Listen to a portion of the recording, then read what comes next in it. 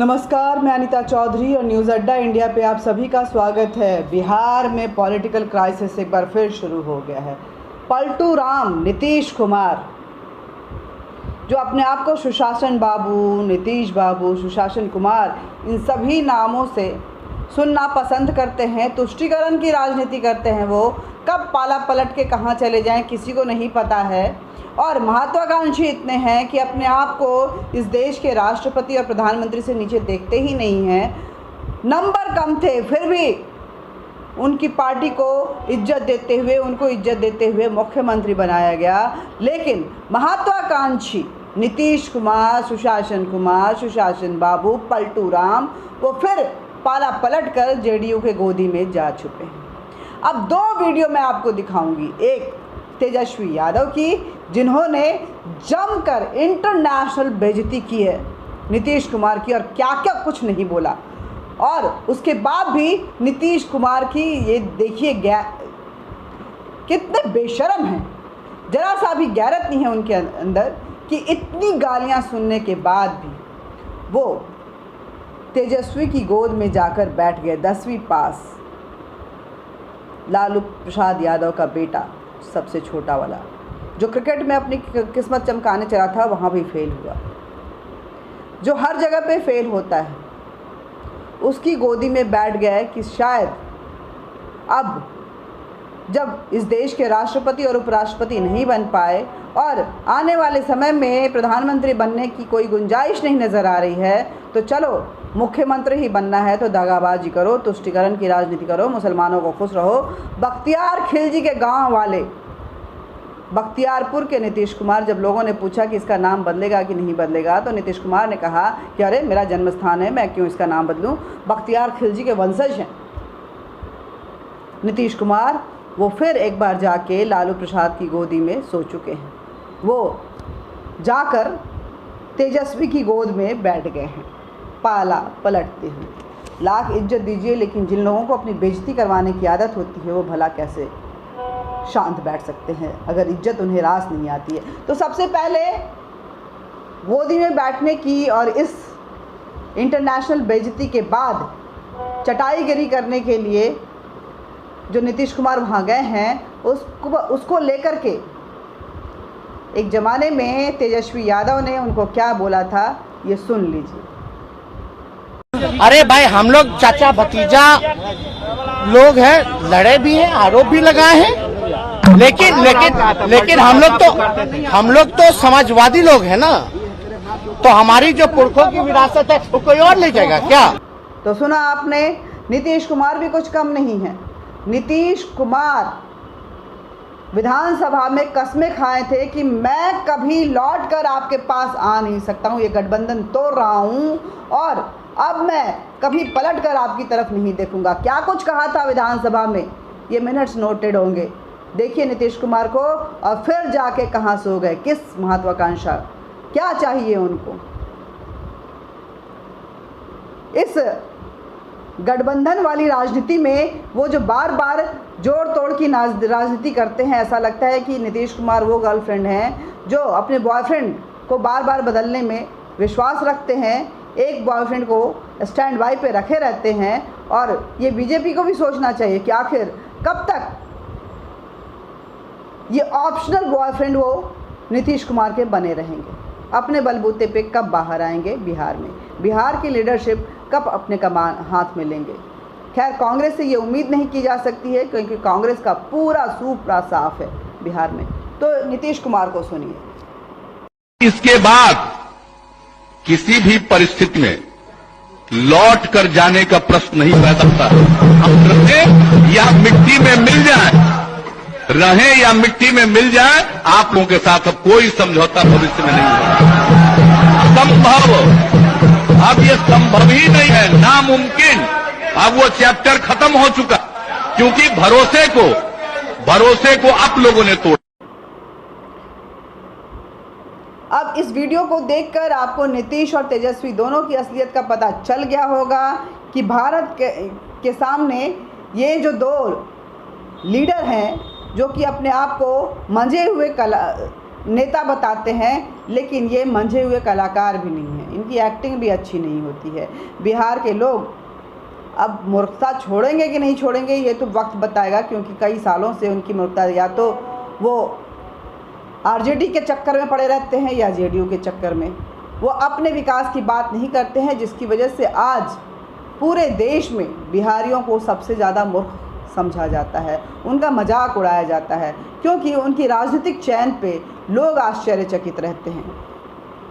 अपने व्यक्तिगत महत्वाकांक्षा यानी कि प्रधानमंत्री बनने का सपना अभी तक नहीं छोड़ पाए हैं नीतीश कुमार, और राजद के को छोड़कर वो अपना मोह भी नहीं छोड़ पा रहे हैं, वो छोड़कर बहुत दूर जा भी नहीं पा रहे हैं। उनकी सोच की कोई सोच नहीं रह गई है, अब बस लक्ष्य ये है कि साम दाम दंड भेद से प्रधानमंत्री बना जाए।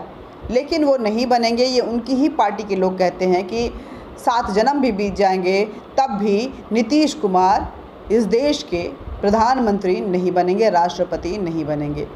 चाहे इसके लिए पूरा बिहार जो है बर्बाद हो जाए, लेकिन नीतीश कुमार प्रधानमंत्री का मोह नहीं छोड़ पा रहे हैं। राष्ट्रपति और उपराष्ट्रपति तो उनके हाथ से अब चला गया है।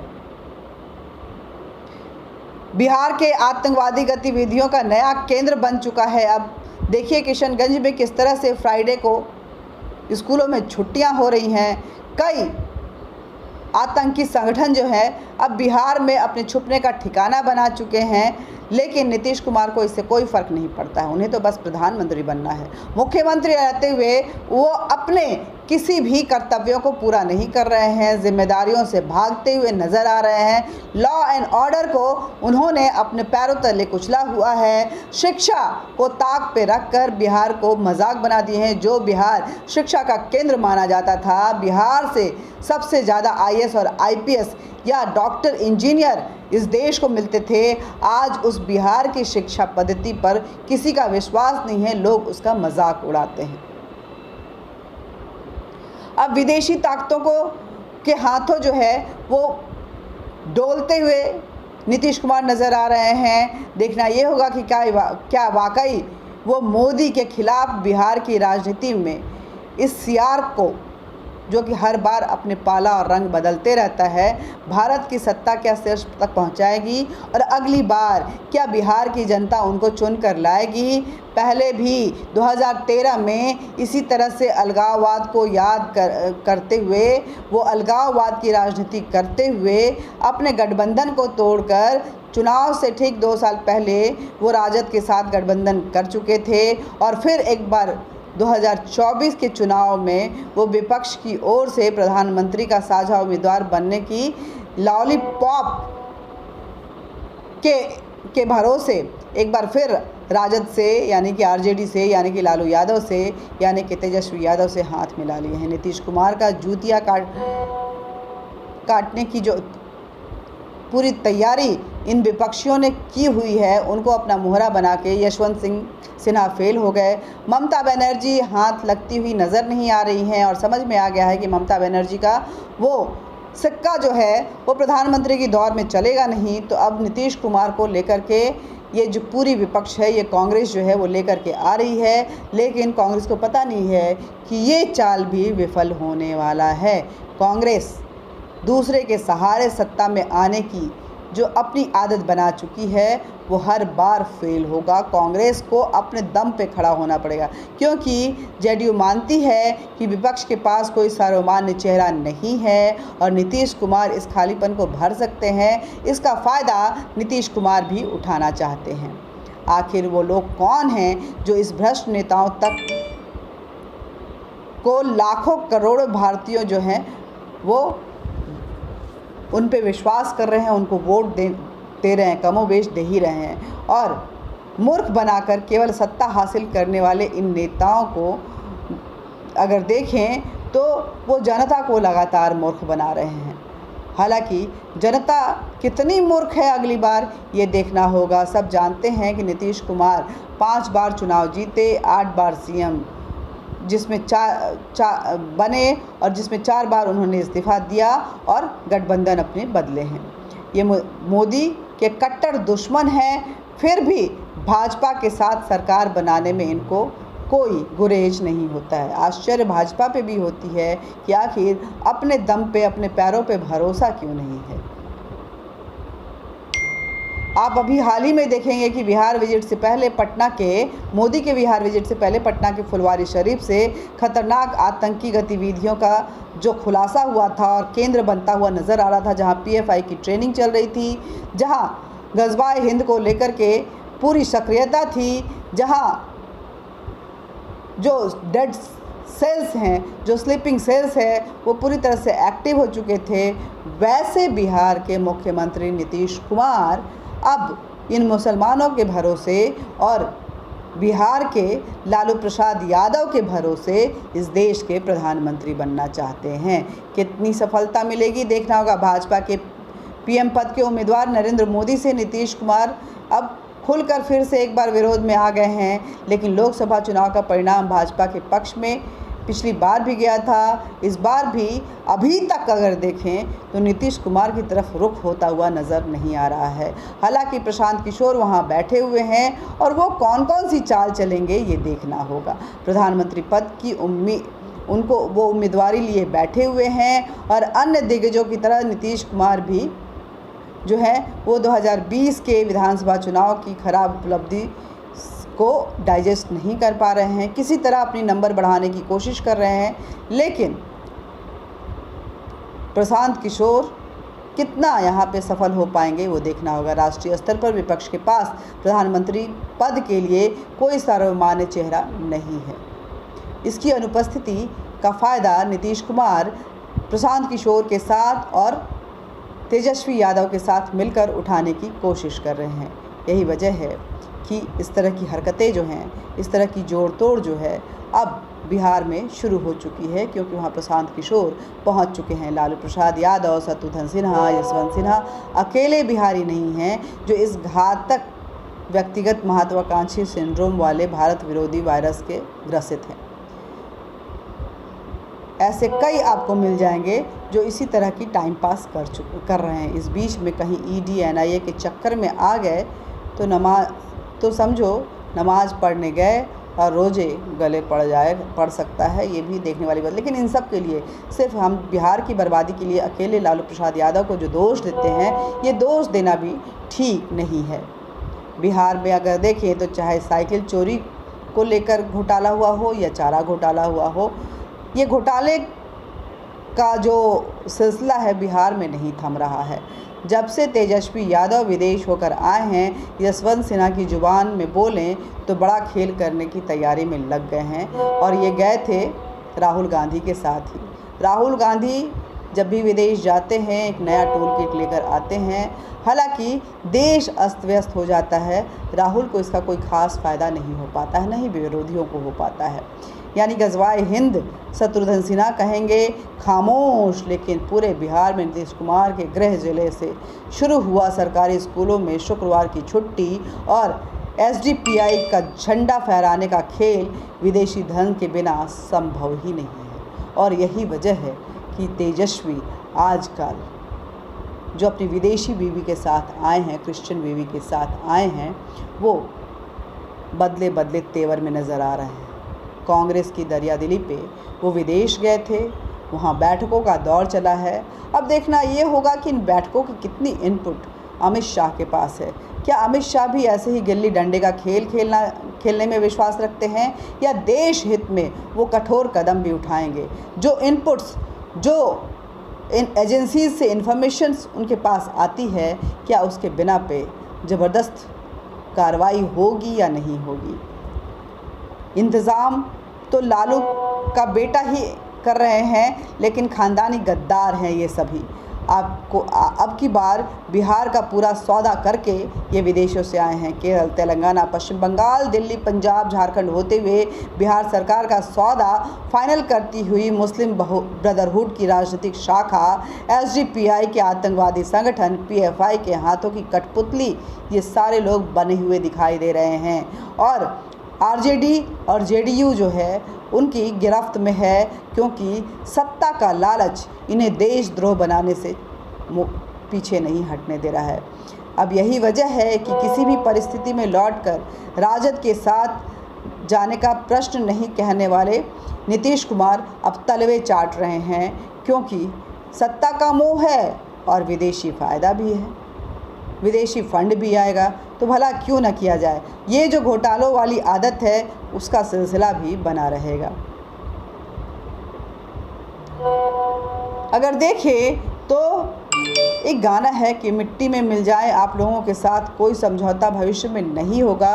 ये डायलॉग मारने वाले नीतीश कुमार जो है अब महत्वाकांक्षाओं के चलते राजनीतिक प्रोसिक्यूशन बनने का विकल्प चुन चुके हैं और तेजस्वी यादव के कीप बनने को तैयार हैं। शायद ये नहीं जानते कि ऐसे ही चने के झाड़ पर चढ़ाकर पहले शत्रुघ्न सिन्हा, फिर यशवंत सिन्हा, नवजोत सिंह सिद्धू और ना जाने ऐसे कई नेता हैं जो कांग्रेस और इन विरोधी देशद्रोही विदेशी ताकतों के हाथों में टट्टू की तरह नाचती हुई विपक्षी के शिकार हो चुके हैं और उनका पूरा करियर समाप्त हो चुका है।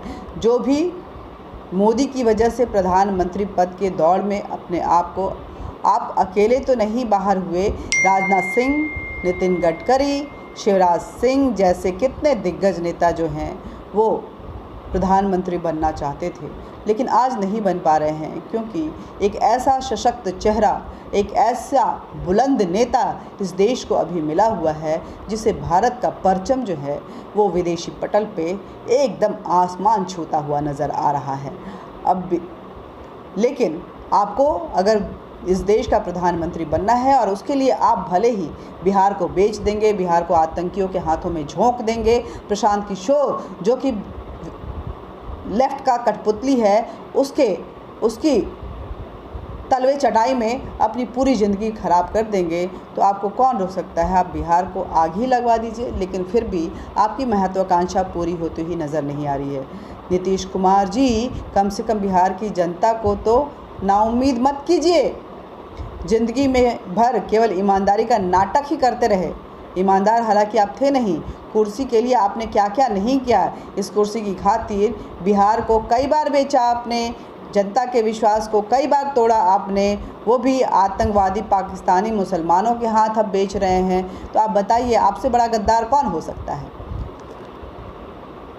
लेकिन अब वो पहले वाली बात नहीं है। सूचना क्रांति के इस युग में पाकिस्तान से कश्मीर, केरल, पश्चिम बंगाल, दिल्ली, पंजाब, राजस्थान, महाराष्ट्र, छत्तीसगढ़, झारखंड, तेलंगाना और आंध्र प्रदेश समेत समूचे भारत में इस्लामिक एजेंडा वाला मीडिया, राजनीतिक, समाज सेवा और धर्म के नकली ठेकेदारों की पोल जो है वो खोल रहा है।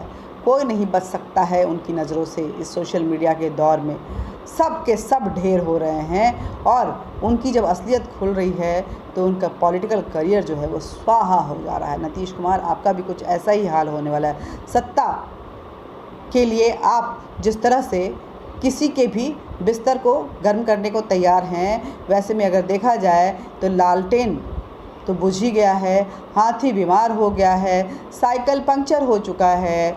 जैसे पंचरबाज जेल पहुँचे वैसे ही अपनी उल्टी गिनती जो आपने शुरू की, फिर आपको समझ में आ गया कि ये अब जो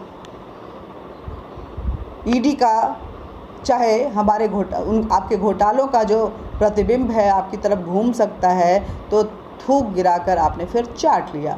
सत्ता सुख के लिए आप फिर एक बार राजद से आरजेडी से हाथ और गलबैयाँ मिला लिए। कितने नकली ईमानदार हैं आप नीतीश कुमार जी। शर्म आती है आप पर, बिहार की जनता को, जो 2 मिनट में आपकी ईमानदारी जो है वो एकदम खेल ख़त्म हो जाता है, खलास हो जाता है। सारे अब नीतीश कुमार जान लीजिए कि सारे बिहारी जो है आपकी तरह गद्दार नहीं हैं। उन्हें गर्व है भारतीय होने का, उन्हें गर्व है अपने सनातनी होने का। वो अपने देश की परंपराओं को बचाना चाहते हैं। वो राबड़ी मलाई के चक्कर में अपने आप को बर्बाद नहीं। आप ही सोचिए नीतीश कुमार जी कि इस कॉमनवेल्थ गेम में बिहार की तरफ से कितने रिप्रेजेंटेटिव रहे, कौन कौन से खेल में उन्होंने परचम लहराए। आपने बिहार को बस यही दिया है, हार हार और हार। ऐसे में आपसे बिहार की जनता पूछेगी कि आखिर इस हार के लिए हमने आपको चुना था। ये बार बार जो आप मुख्यमंत्री बनते हैं और बार बार इस्तीफ़ा देकर पलट जाते हैं, किसी के साथ आप शादी करते हैं और फिर जब आपका मन भर जाता है तो दोबारा सुहागरात मनाने के लिए कहीं और जाने को तैयार हो जाते हैं। ऐसे में बिहार की जनता आपको क्या समझेगी, ये आपको समझना चाहिए। क्यों आप बिहार की जनता के भावनाओं के साथ खिलवाड़ कर रहे हैं? क्यों बिहार की मिट्टी के साथ आप दगाबाजी कर रहे हैं?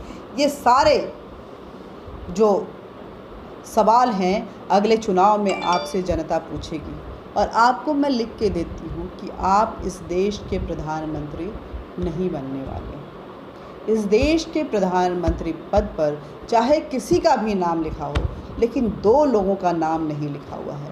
पहला नीतीश कुमार, दूसरा राहुल गांधी। ये दो लोग इस देश के प्रधानमंत्री नहीं बन सकते। ये भविष्यवाणी नहीं, ये आकलन है। ये पूरी तरह से जनता इस देश की भावनाओं में ज़रूर बहती है, लेकिन वो दिमाग से पैदल नहीं है। वो अपने देश की रक्षा में विश्वास रखती है। यही वजह है कि लोग दावे करते रहते हैं कि हम 800 साल भारत पे राज किए, जो कि बिल्कुल झूठा होता है। हम 200 साल भारत को गुलाम बनाए, जिसका कोई वजूद नहीं होता है। लेकिन इस देश की चौहद्दी को वो कोई भी बाल बांका नहीं कर सके।